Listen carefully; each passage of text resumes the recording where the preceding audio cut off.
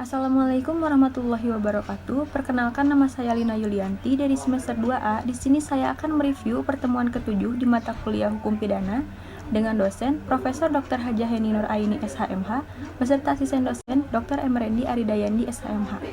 Nah, jadi pada pertemuan kali ini saya akan meresum pada materi bab 1 hingga bab 4. Jadi yang pertama itu bab 1 mengenai pengertian hukum pidana. Jadi hukum pidana itu adalah hukum publik yang mengatur hubungan hukum antara individu atau perseorangan dengan negara. Hukum pidana itu dibagi menjadi dua, yaitu hukum pidana formal dan hukum pidana material. Nah, lalu fungsinya yaitu yang pertama ada fungsi umum. Fungsi umumnya itu mengatur hidup masyarakat atau menyelenggarakan tata dalam masyarakat.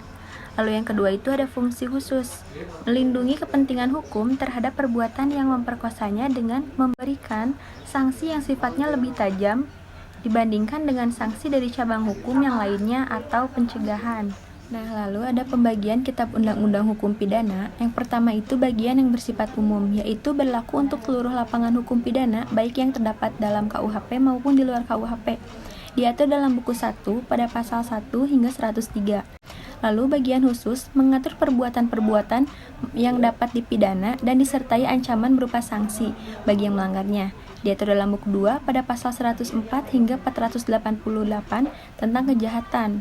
Lalu pada buku 3 pasal 489 hingga 569 tentang pelanggaran. Berlakunya hukum pidana, yang pertama itu menurut waktu, didasarkan pada asas legalitas. Lalu menurut tempat, berdasarkan asas teritorial, asas personal, asas perlindungan, asas universalitas, dan ekstradisi atau penyerahan. Nah, lalu lanjut pada bab 2 mengenai tindak pidana.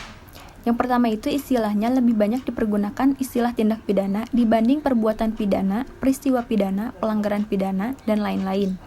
Pengertian tindak pidana merupakan pengertian yuridis yang berbeda dengan kejahatan atau perbuatan jahat.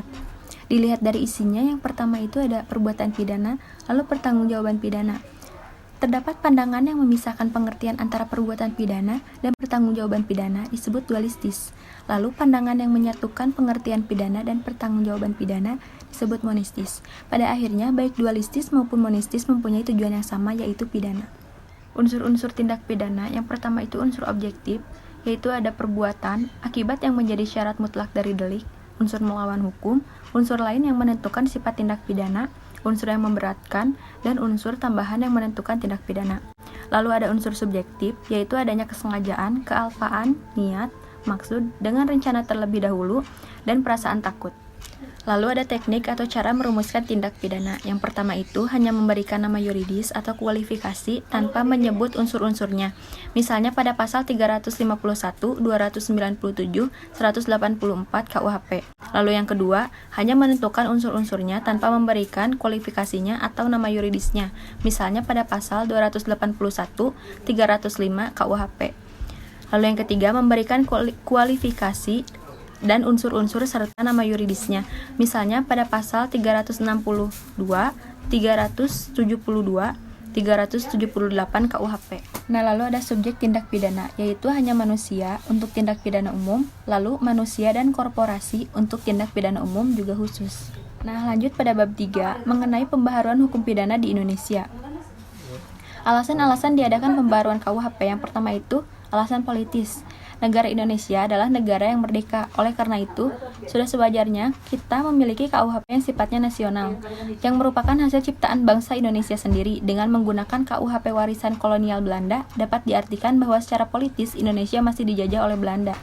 Lalu ada alasan praktis. Dewasa ini masih banyak sarjana hukum di Indonesia yang tidak mengerti atau menguasai bahasa Belanda secara lancar. Padahal teks resmi yang asli dari WVSNI adalah bahasa Belanda. Sehingga ketika diterjemahkan ke dalam bahasa Indonesia, terdapat terjemahan yang beraneka ragam. Yang dikhawatirkan akan terjadi terjemahan yang menyimpang. Selain itu, tidak menunjang dalam praktek hukum pidana yang pasti dan seragam. Atas dasar itu, selayaknya lah Indonesia mempunyai KUHP dengan teks resmi bahasa Indonesia yang baik dan benar.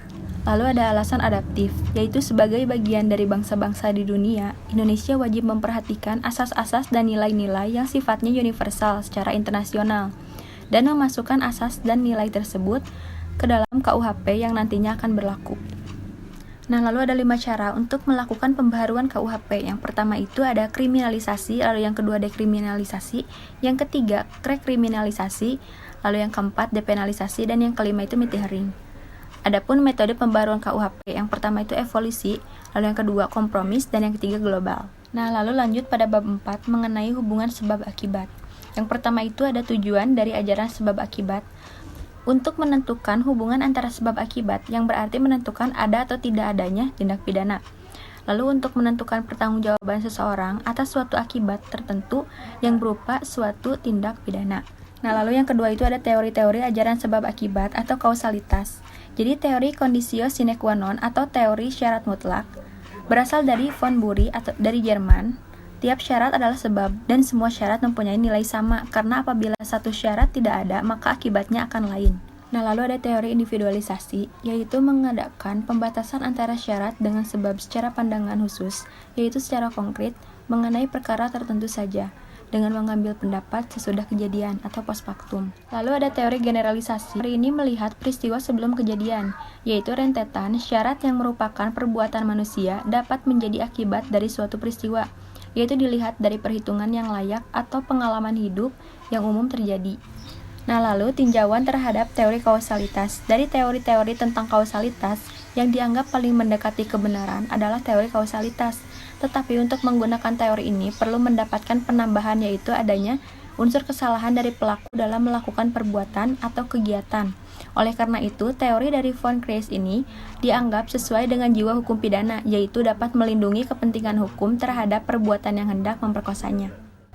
Mungkin cukup sekian yang bisa saya sampaikan. Mohon maaf bila ada kesalahan. Wassalamualaikum warahmatullahi wabarakatuh.